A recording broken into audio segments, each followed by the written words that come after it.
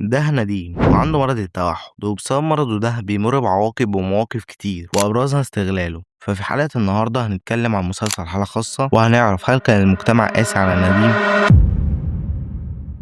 بيبدأ مسلسلنا إن بنشوف نديم وبنعرف إن هو ذكي جدا وعنده مرض التوحد وبيسمع موسيقى لفرقة المصريين. وبعدها بنشوف أماني النجار، ودي محامية وعندها واحد من أشهر مكاتب المحاماة في البلد. بنشوف نديم رايح يقدم في مكتب المحاماة بتاع أماني، وبيجي نديم عشان يكتب بياناته، ولكن عايز بياخد القلم قبله عشان يملى بياناته هو، بس نديم ما بيتكلمش حرفيا. وبعدها بنشوف رام الله، ودي برضه بتقدم في مكتب المحاماة بتاع أماني، وبنعرف إنها سورية. وفي جانب تاني بنشوف نديم في برنامج المليون، وبيجي مقدم البرنامج يقول لنديم فكرة البرنامج، ولكن نديم بيقول له كل حاجة حرفيًا عن البرنامج، وبيقول له إنه هيكسب المليون. ومقدم البرنامج بيتفاجئ منه ومن ثقته في نفسه.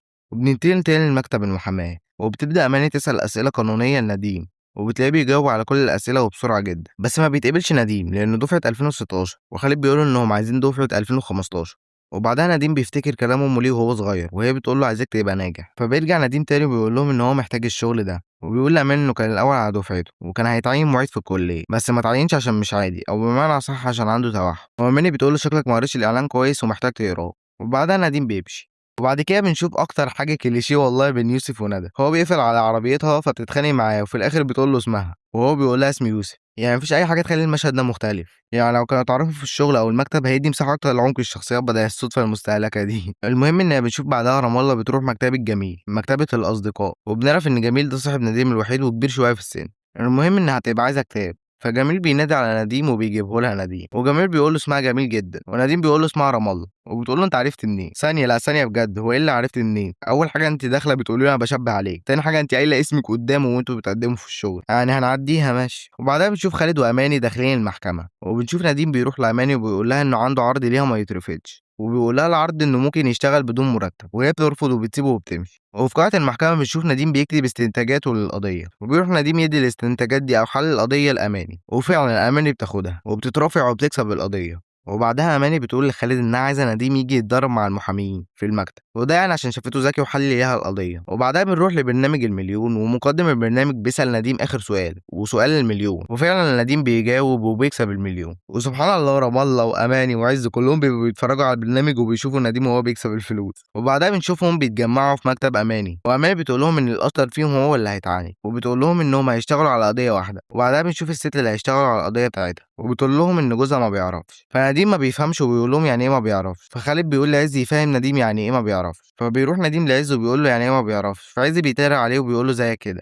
وبعد كده بيروح نديم يقول للست بتاعة القضية ايه المشكلة ان جوزك يبقى عنده توحد، وبتقول له ان جوزها ما عندوش توحد وبتقفل الباب في وشه. وبيروح نديم لجميل وبيحكي له على اللي حصل، وجميل بيقول له ما بيعرفش يعني عاجز جنسيا. حرفيا ما كانوش هيخسروا اي حاجه لو كانوا قالوا له الكلمه دي. فهنا بيبدا التنمر من غير اي سبب حرفيا، يعني لو كان قال له الكلمه دي كان الموضوع انتهى. واظن هنا المسلسل كان قاصد يبين ان المجتمع نفسه بيتعامل مع المختلف بطريقه مستفزه، وان كل لازم يفهم التلميحات، ولو في حد ما فهمش فبدل ما نفهمه نتريق عليه. بعدها بنشوف ياسر جوز اماني بيخون اماني مع الرقاصه، وبنشوف الرقاصة بتصور فيديو وهما مع بعض. وفي جانب تاني نديم بيقول حل القضية قدام عز ورام الله، ولما بيخشوا المكتب عز بيسرق فكرة نديم وبيقولها كأنه هو اللي حل القضية. بعد كده رام الله بتروح تتخانق مع عز عشان سرق فكرة نديم، وبعدها بيتصل الحاج أحمد المنباوي بأماني وبيبعت لها الفيديو بتاع ياسر جوزها مع الرقاصة وبتشوفه أماني. وبعدها بنلاقي الحاج أحمد قاعد مع أماني، لما بتشوف الفيديو بتوافق تستلم القضية. وبعدها أماني بتجيب ورد اللي كانت في الفيديو مع جوزها، وبتقول لها إنها هتسافر بره البلد وإنها مجهزة لها كل حاجة. وفي جانب تاني بنروح لمكتب أماني وبيتجمع نديم وباقي المحامين عشان في قضية جديدة، وبتقول لهم أماني القضية، وبيبدأ نديم يكتب ملاحظاته للقضية. ونديم بيقول لعز إن القضية دي صعبة عشان اللي هيحلها هو اللي هيترافع. فعز بيضحك عليه ويقول له أنت قول لي الحل وأنا هترافع مكانك. فرام الله بتتدخل تاني وبتزعل عز، وبعدها بنلاقي نديم متوتر عشان مش عارف هيترافع ازاي. فجميل بيقول له خليك واثق في نفسك وجيب روب جديد وشكله كويس وصور نفسك وانت بتترافع. فبيروح نديم يجيب الروب وبيتفرج على الممثلين ازاي بيترافع، وبيصور نفسه وهو بيترافع. وفي جانب تاني بتشوف اماني بتترافع عن قضيه، ولما بتخلص نديم بيقول لها انه عايزها تقول له ازاي بتترافع بثقه ومن غير ما تخاف من حد، وبتقول له هقول لك لما تلاقي حل للقضيه. ونديم بيقول لها حل القضيه ان المسدس اجزاءه مش كامله، وبيقول لها ان هو كده لا اما مسدس لعبه او بايظ، فمحدش هيتحبس عشان مسدس لعبه. وبتتفاجئ اماني من ذكائه. وفي جانب تاني بنشوف اماني وياسر بيتعشوا، واماني بتقول لياسر انه مقصر مع ابنهم علي، وياسر بيقول لها ان هو مشغول شويه. وبعدها بنشوف اماني بتعمل اجتماع للمحامين وبتقول لهم ان نديم هو اللي حل القضيه. فنديم بيقول لها مين اللي هيترافع، فبتقول له انت. فبيتوتر نديم عشان ما عرفش يترافع، وبعد كده خالد بيقول لهم ان اماني عازماكوا على العشاء وبينزلوا يتعشوا. وبعد كده بتشوف اماني جوزها ياسر وبتقول له يقعد معاهم، وعز ورام الله بيقولوا لياسر يعزف لهم على الأورج، وياسر بيقول لهم ماشي بس حد يغني، وخالد بيقول اللي هيترافع عن القضية هو اللي هيغني، فنديم بيوافق يغني وبيقول لهم ان هو هيغني لما كان البحر ازرق. فعز بيقول له امال هو كان لونه ايه؟ حرفيا موت من الضحك هنا. وعايز اقول حاجه ان حسن ابو الروس بجد قررني في شخصيه عز، وكان ساعات بيضحكني، فده بيدل انه عمل الدور حلو جدا. المهم ان ياسر بيقول لنديم انه صغير قوي عشان يعرف فرقه المصريين، ونديم بيقول له انه عارف عنها شويه معلومات، وبيقول له ان هي اتاسست سنه 1977 واللي عملها هاني شنوده، وبيقول له كل المعلومات عنها وبيتفاجئوا جدا منه. فهنا المؤلف بيوريك ثقافه نديم فنيا وانه شخصيه مثقفه جدا. وده برضه شفناه في الاول خالص لما جميل قال لرام الله ان نديم قرا كل الكتب اللي في المكتبه، ودي مبالغه عشان الكاتب يوريك انه شخصيه مثقفه جدا وعبقريه وبتفهم وبتحفظ بسرعه. وبعد كده بنشوف نديم رايح يترافع، ولكن وهو بيبقى طالع عشان يترافع الروب بتاعه بيتقطع بعد ما كان داخل بثقه قمه الاحراج بجد، بس الحمد لله بنلاقيه بيحلى وبيروح نديم عشان يترافع بجد بجد والله المره دي، وبيكسب القضيه. وبعدها بيتجمعوا تاني في مكتب اماني، واماني بتقول لهم انها قررت تشغل اتنين مش واحد، وبتقول لهم إن في رجل أعمال كبير قرر يخلي شغله كله معاهم، وبتقول لهم اسمه محمد الوكيل. وبنعرف إن ده عم نديم، وبيفتكر نديم معاملة عمه مع أمه وإنه بيطردها وبيقول لها تطلع بره بيته. وبعدها بتيجي موكلة قديمة وبتقول لأماني إنها وقعت في قضية كبيرة ومحدش هيخرجها منها غير أماني، وبتحكي لهم إنها متهمة بقتل جوزها وإن البوليس دخل شقتها ولقى جوزها مشنوق، وبتقول لهم بس الحمام ما فيهوش أي حاجة عشان يعرف يشنق نفسه أصلا، فكده في حد شنق. وخالد بيقول لها سهلة، هنشوف أنت كنت فين وقتها وهنثبت ده وهتاخدي براءة، ولكن بتقول لهم مش هينفع. وبنعرف انها كانت بتخون جوزها، واماني بتقول لها هتسلمي نفسك لحد ما نطلعك براءة، وفعلا اماني بتسلمها. وبعدها بنلاقي ياسر داخل مكتب اماني وراح قعد مع رام الله وبتكتب له رقمها، وبعدها اماني بتخش عليهم وياسر بيضحك عليها وبيقول لها تعالي نتغدى، وبنشوف نديم داخل بهديه لرام الله وبيبان ان هو حبها. وبعدها اماني بتخش عليهم وبتقول لهم عندنا اجتماع، وبتقول لنديم وصلت لايه في القضيه، ونديم بيقول لها انه لسه ما وصلش لحاجه عشان كان بيفكر في هديه رام الله. فبتتعصب اماني وبتقول لهم ان احنا مش جايين نكون صداقات، بتقول لنديم معاك يومين تحل القضيه. وبعدها بنشوف نديم بيشتغل على القضيه، وفي جانب تاني بنشوف رام الله وياسر قاعدين مع بعض وبيسمعها اللحن، وبنشوف نديم بيجهز عشان هينزل مع رام الله وبينزل فعلا وبيقعد معاها. وبعدها بنشوف اماني بتتخانق مع ياسر وبتقول له انت عارف ان ابنك مش عادي، وبنعرف ان هو كمان عنده توحد. والجمله دي ذكيه جدا ليه بقى؟ هقول لك ان ببساطه في الاول اماني رفضت نديم وبعدها قبلته، فهنا الكاتب عايز يوريك ان المجتمع احيانا بيتعامل برحمه مع الشخص القريب منه بس بيحكم على غريب بسرعة. يعني ايه؟ يعني لما أماني حست بابنها وإنه عنده نفس مشكلة نديم فحست بمعاناة نديم أكتر، فهي فهمته بشكل أعمق عشان عندها ابن شبه. وبعدها بنشوف أماني وعلي في السيرك، وفي نفس المكان بتشوف نديم ورام الله، وبتحصل أول مقابلة بين علي ونديم. ورام الله بتقول لنديم إن ممكن تكون أماني اختارتك عشان شبه ابنها، ونديم بيقول لها لأ عشان أنا الأذكى فيكم، بس هي فعلا اختارته عشان لما لقت إن ابنها نفس مرض نديم فحست بالمعاناة أكتر زي ما قلت لك، وكمان هي شافت إن ممكن ابنها يبقى ناجح وشاطر زي نديم. وبعد كده بتشوف ندى ويوسف بيكلموا بعض وبنعرف إنهم حبوا بعض. وبعد كده بنشوف عز وعبير، وبنشوف عز بيقول لعبير إنها كسرت 30 بس بطل فبتقول له أنت خنزير، حقيقي أكتر تشبيه لايق على عز. وبعد كده نديم بيعرّف أماني على جميل، وبعدها نديم بيقول لأماني أنتِ شغّلتيه عشان بافكّرِك بابنِك، وهي بتقول له لأ، أنا ما رضيتش أشغّلك في الأول عشان كنت خايفة على ابني. بتقول له إن هي كان نِفْسها تخلِّف ولد عشان يمسك معاها المكتب، ولمّا لقيته عنده توحُّد كانت خايفة، وبتقول له لمّا شُفتك رجع لي الأمل تاني، وده بيأكد الكلام اللي لسه قايله لك. وبعدها بيروحوا نديم وأماني المكان اللي حصل فيه الجريمة عشان يستنتجوا إيه اللي حصل، وبنشوف خالد ورام الله واقفين مع بعض، وخالد بيقول لرام الله إنه بيحبها. أنا مش عارف في إيه بجد، يعني ياسر بيحبها وخالد بيحبها ونديم بيحبها، ما فيش غيرها في المسلسل والّا إيه يا جدعان؟ بس من وجهة نظري إن ده صراع درامي أكتر، لأن خالد شايفها كحب وياسر مش شايفها كحب صريح أوي زي خالد، ونديم شايفها كتعلق إنساني وحد بيرتاح له. وبعدها عايز بيستغل نديم وبيقول له إن هو معهوش فلوس، وبيقول له لو عايز تساعدني حل القضية وقول لي حلها. وفي جانب تاني بنشوف رام الله وياسر قاعدين مع بعض، وياسر بيقول لها إن أماني وقفت جنبه كتير، وبعدها بيقول لها تتجوزيني وهي بتوافق. بس ثانية واحدة بقى بجد، إيه التناقض ده يعني؟ أنتِ كنتِ متضايقة إن شخص سرق فكرة نديم وهو ما اتكلمش، وأنتِ وافقتِ تتجوزي وتقابلي واحد وأنتِ عارفة إن هو متجوز وعنده ابن، وده غير إن أنتِ بتشتغلي مع مراته. فهنا بنشوف إن رام الله مش شخصية مثالية وممكن تتأثر بمشاعرها وتاخد قرارات أحيانا بتتعارض مع مبادئها، وده بيخلي الشخصيات في المسلسل أقرب للواقع مش للمثالية. وبعدها نديم بيكلم عز وبيقول له إن هو حل القضية، فبيجي له عز على طول وبيقول له إن هو هيبات عنده، وبيقول له نديم حل القضية إن الراجل ده شنق نفسه، فعز بيقول له إزاي؟ فنديم بيقول له في التقارير اتقال إن في مَيّة كتير في المكان، فهو واقف على لوح تلج وشنق نفسه، والتلج ساح فعشان كده بقى في مَيّة كتير. وبعدها بنروح لمكتب أماني، وأماني بتقول إن عز ورام الله هما اللي حلوا القضية، فرام الله بتروح لعز وبتتخانق معاه، وبتقول له إيه اللي خلاك تقول إني حليت القضية معاك، وبيقول لها عشان إحنا تيم ورك وكده يعني، هو ما قالش كده يعني بس أنا جودت الصراحة. وبعدها نديم بيشوف عمه محمد الوكيل داخل مكتب أماني، وبيفتكر برضه وهو صغير تصرفه مع والدته، وبنعرف إن هو أبو ندى. وبعدها بنشوف نديم وجميل، وبنشوف نديم بيقول لجميل إنه متضايق عشان رام الله الإقامة بتاعتها قربت تخلص وهتترحل، وجميل بيقول له باين عليك حبيت. وبعدها بنشوف رام الله قاعدة مع خالد وبتقول له إنها هتترحل، وخالد بيقول لها طب إيه رأيك نتجوز عشان تبقي اتجوزتي مصري، وبتقول له إنها مش هتتجوز كده. وبعدها بتروح تقعد مع ياسر وبتقول له إن إقامتها هتخلص ولازم تتجوز مصري. وبنشوف ياسر مصدوم لأن زي ما قلت لك هو بيبان إنه مش حب صريح قوي.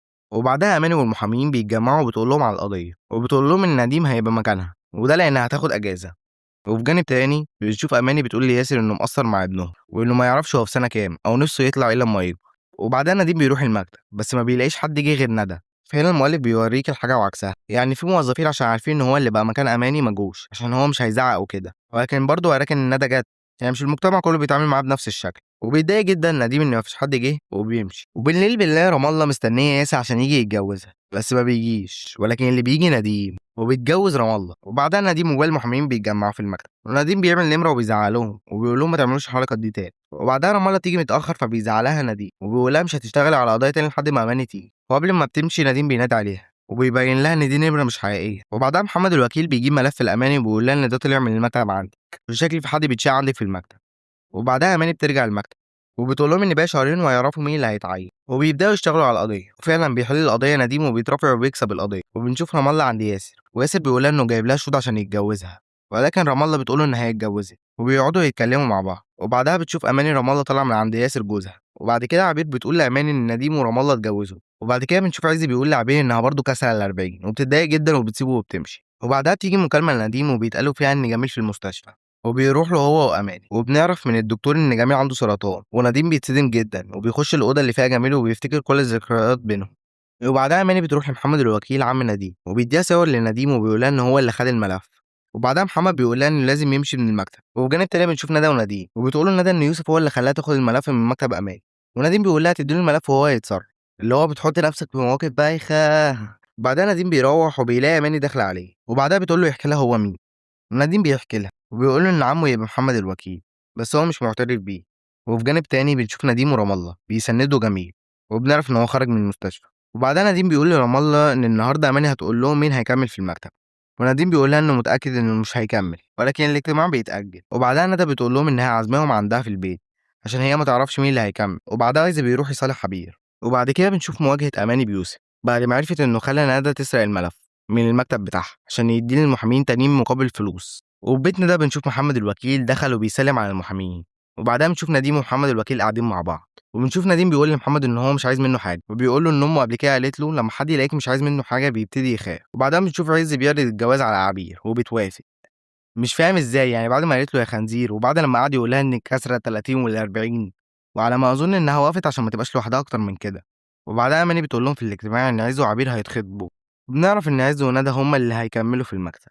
وبعدها يوسف بيقول لندى تسامحه وندى بتسامحه. وبعدها نديم بيروح لجميل وجميل بيقول له انا رايي تفتح مكتب لوحدك، وجميل بيقول له نصايح وبيقول له اي كلام يضايقك ارميه ورا ظهرك. وبيحضنوا بعض وحرفيا ده بيبقى اخر حضن لان جميل بيموت.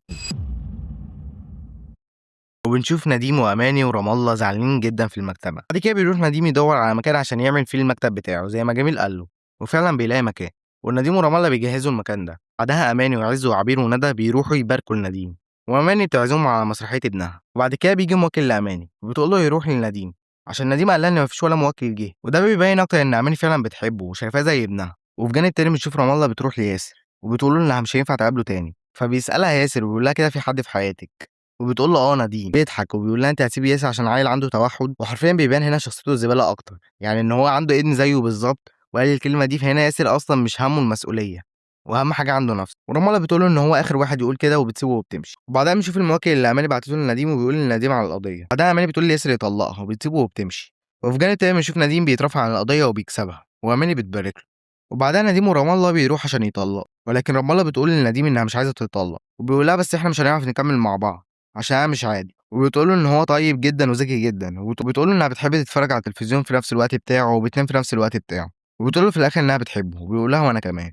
وبيقول لها إحنا كده متجوزين بجد مش كده وكده، وبتقول له آه. وبيروحوا عشان يتفرجوا على مسرحية علي ابن أباني، ولكن وعلي بيعمل المسرحية بينسى الكلام فبيتكسف وبيمشي. وبعدها نديم بيروح له وبيقول له ما تزعلش، بيقول له كلام زي ما كان بيقول له جميل وأماني تبقى شايفاهم. وبعدها نديم بيقول له ما تتضايقش من اللي حصل في المسرح، وبيقول له إنه متضايق دلوقتي عشان الجزمة، عشان ضيقة جدا على رجله، وبيقلع الجزمة هو ونديم وبيمشوا حافيين. وبس كده نيجي بقى للفقرة بتاعتنا عشان نجاوب على أسئلة الحلقة. بس قبل كده انا عجبني جدا الثلاثي ده بتاع علي واماني ونديم. ليه؟ لانهم التلاته حرفيا حاسين ببعض. اولا اماني حسيت بالنديم عشان ابنها، وبعدها لما علي عمل المسرحيه وما عرفش يتكلم واتكسف، نديم راح وراه عشان حس بيه. دي كانت حلوه جدا بالنسبه لي. فهنا المسلسل بيقول لك ان التلاته عشان حاسين بشعور بعض بيفهموا بعض بسرعه. وبس نجاوب على سؤال الحلقه، هل المجتمع كان قاسي على نديم؟ هقول لك بس مش المجتمع كامل، لان كان في ناس حاسين برضه بنديم، بس اللي كان قاسي عليه الناس اللي بيتعاملوا معاه بطريقه تانيه عشان عنده طفل توحد. زي عز كان بيستغله وبيضحك عليه، وفي الاول لما نديم ساله يعني ايه ما بيعرفش، قال له زيك كده، يعني اتنمر عليه وتارع عليه. فالنوع ده اللي كان قاسي على نديم لانه ما عرفش يفهمه، فاتريق عليه وعمل مصلحه عليه. وكمان لما نديم قال له انه عايز يعرفه على جميل وبيعرف ان جميل ما عندوش طيف التوحد، ما بيرضاش يروح يقابله عشان هيبقى عارف ان هو بيستغل نديم، وما رضاش يواجهه. وفي كمان ناس كتير اتضايقت ان مفيش حد اتعاقب او اتحاسب على غلط. يعني عز كان بيتنمر وبيستغل نديم وما راحش يعتذر له حتى في الاخر. وياسر اللي كان بيخون اماني ما عملتلوش حاجه غير انها طلبت الطلاق. انا حاسس ان دي كانت مقصوده عشان تبقى قريبة للواقع أكتر، لأن مش دايما في الآخر الكل بيتحاسب. فبجد المسلسل قدم رسالة إن مش لازم لما يبقى حد مختلف نتريق عليه، ممكن نحاول نفهمه، ولما ما عرفناش نسيبه في حاله. وبس ما تنساش تصلي على النبي عليه أفضل الصلاة والسلام وتقول سبحان الله وبحمده سبحان الله العظيم. وعايز أطرح سؤال بس هنا، هل التنمر بيبدأ من الاختلاف؟ وده هسيبه ليكم انتوا تجاوبوا عليه. وبس كده، سلام.